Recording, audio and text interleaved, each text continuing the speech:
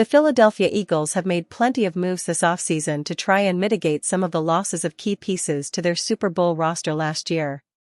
Azeez Ojulari, Josh Uche, and Adoree Jackson were brought in to help with the depth of the top overall defense last season.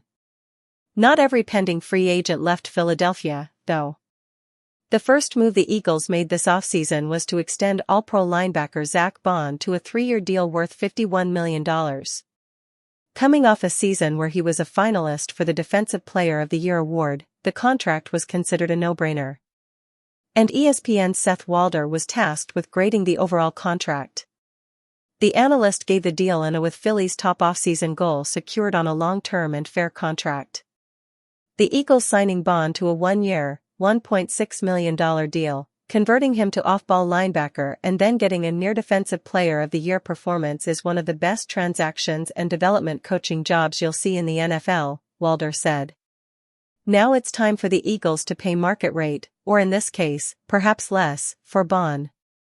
And he's worth it.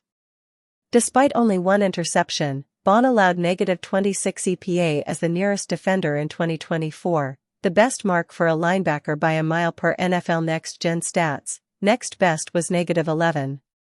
So yes, heck of a year.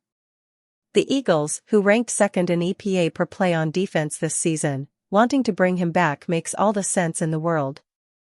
Baun recorded over 150 tackles and 5 forced fumbles on the season while helping transform Philadelphia's defense into one of the most feared in the game.